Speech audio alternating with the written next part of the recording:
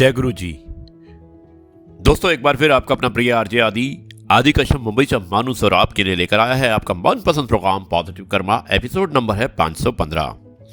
दिन है रविवार और मुझे उम्मीद है कि आप अपने परिवार के साथ छुट्टी का आनंद उठा रहे होंगे। दोस्तों, मनुष्य कितना भी गोरा क्यों ना हो, परंतु उसकी परछाई सदैव काली होती है। मैं श्रेष्ठ हूं, यह आत्मविश्वास है, लेकिन सिर्फ मैं ही श्रेष्ठ हूं, यह अहंकार है। अहंकार से बच के रहिएगा। आरजे आदि कश्यप मुंबई से मानुष। मनीषा भावसर हमारी एक सुनने वाली है, बहुत अच्छी दोस्त है हमारी, मुंबई में रहती है। उन्होंने एक बहुत ही खूबसूरत सी कविता शिक्षकों के लिए लिखी है और जो मुझे भेजी है। मैं आपको आज वो कविता सुनाना चाहता हूँ जो समर्पित है सभी टीचर्स को, सभी शिक्षकों को। शुरुआत कुछ इसकी इस प्रकार होती है और मुझे उम्मीद है कि ये कविता भी आपको पसंद आएगी। मत पूछिए कि शिक्षक कौन है, आपके प्रश्न का सटीक उत्तर आपका मौन है। शिक्षक ना पद है, ना पेशा है, ना व्यवसाय है, ना ही गृहस्थी चलाने वाली कोई आय है। शिक्षक सभी धर्मों से ऊंचा धर्म है, गीता में उपदेशित मां फलेषु वाला कर्म है। शिक्षक एक प्रवाह है, मंजिल नहीं रहा है। शिक्षक पवित्र है, महक फैलाने वाला इत्र है। शिक्षक स्वयं जिज्ञासा है, खुद कुआं है पर प्यासा है। वो डालता है चांद सितारों, वह डालता है चांद सितारों तक को तुम्हारी झोली में। वो बोलता है बिल्कुल तुम्हारी बोली में। वो कभी मित्र, कभी मां तो कभी पिता का हाथ है। साथ ना रहते हुए भी ताउम्र का साथ है। वो नायक खलनायक तो कभी विदूषक बन जाता है। तुम्हारे लिए ना जाने कितने मुखौटे लाता है।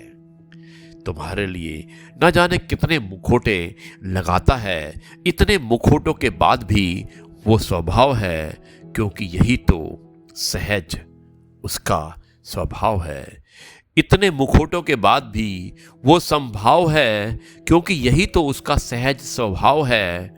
शिक्षक कबीर के गोविंद सा बहुत ऊंचा है। कहो भला कौन उस तक पहुंचा है।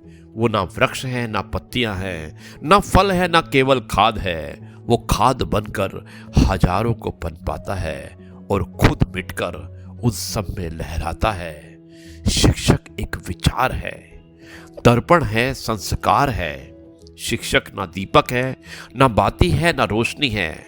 वो स्निग्ध तेल है, क्योंकि उसी पर दीपक का सारा खेल है। शिक्षक तुम हो, तुम्हारे भीतर की प्रत्येक अभिव्यक्ति है। शिक्षक तुम हो, तुम्हारे भीतर की प्रत्येक अभिव्यक्ति है। कैसे कह सकते हैं कि वह केवल एक व्यक्ति है। शिक्षक चाणक्य, संदीपनी तो कभी विश्वामित्र है। दोस्तों, ध्यान से सुनिएगा। शिक्षक चाणक्य, संदीपनी तो कभी विश्वामित्र है। गुरु और शिष्य की प्रवाही परंपरा का चित्र है। शिक्षक भाषा का मर्म है, अपने शिष्यों के लिए धर्म है। साक्षी और साक्ष्य है, चिर अन्वेषित लक्ष्य है। शिक्षक अनुभूत सत्य है। शिक्षक अनुभूत सत्य है, स्वयं एक तथ्य है। शिक्षक ऊसर को उर्वरा करने की हिम्मत है। स्व की आहुतियों के द्वारा पर के विकास की कीमत है। वो इंद्रधनुष है, जिसमें सभी रंग हैं। कभी सागर है, कभी तरंग है।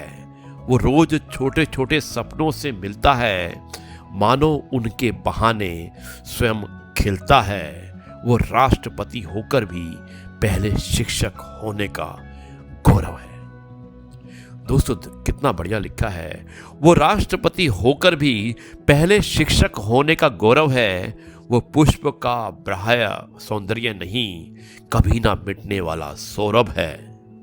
बदलते परिवेश की आंधियों में अपनी उड़ान को जिंदा रखने वाली पतंग है।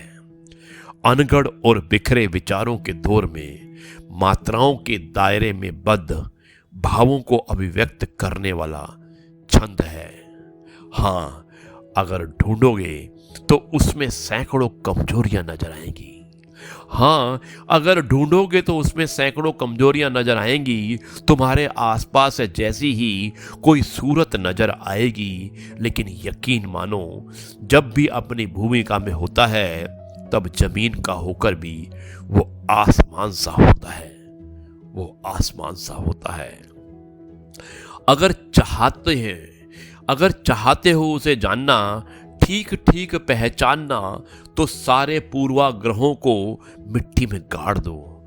अपनी आस्तीन पे लगी अहम की रेत झाड़ दो। फाड़ दो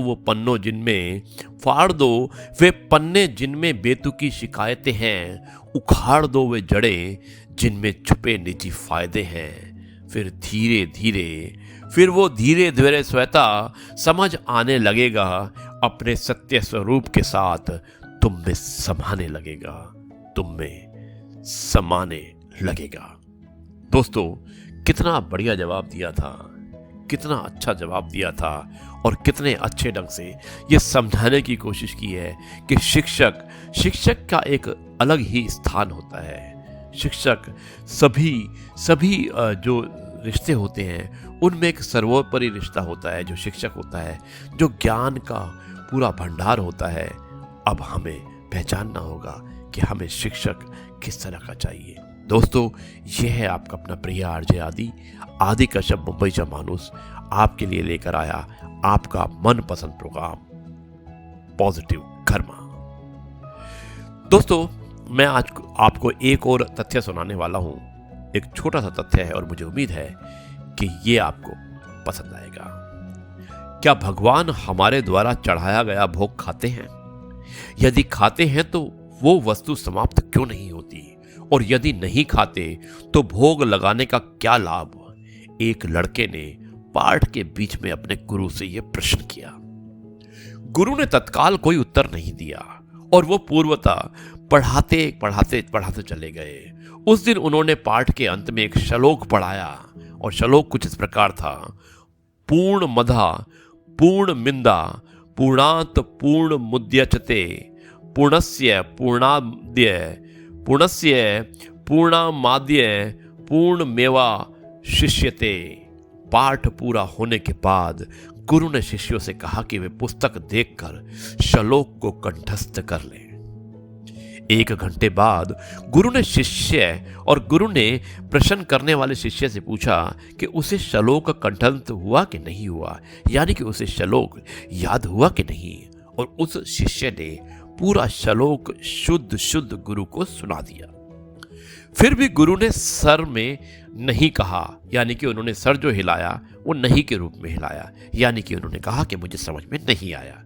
तो शिष्य ने कहा कि वो चाहे तो पुस्तक देख लें, श्लोक बिल्कुल शुद्ध है। गुरु ने पुस्तक देखते हुए कहा, श्लोक तो पुस्तक में ही है, तो तुम्हारे दिमाग में कैसे चला गया? शिष्य कुछ भी उत्तर नहीं दे पाया। तब गुरु ने कहा, पुस्तक में जो श्लोक है वो स्थूल रूप में है। तुमने जब श्लोक पढ़ा तो वो सूक्ष्म रूप में तुम्हारे दिमाग में प्रवेश कर गया। उसी सूक्ष्म रूप में वो तुम्हारे मस्तिष्क में रहता है, और जब तुमने इसका पाठ पढ़कर कंठस्थ कर लिया तब भी पुस्तक के स्थूल रूप के श्लोक में कोई कमी नहीं आई। इसी प्रकार पूरे विश्व में व्याप्त परमात्मा हमारे द्वारा चढ़ाए गए निवेदन को सूक्ष्म रूप में ग्रहण करते हैं, और इससे स्थूल रूप के वस्तु में कोई कमी नहीं होती।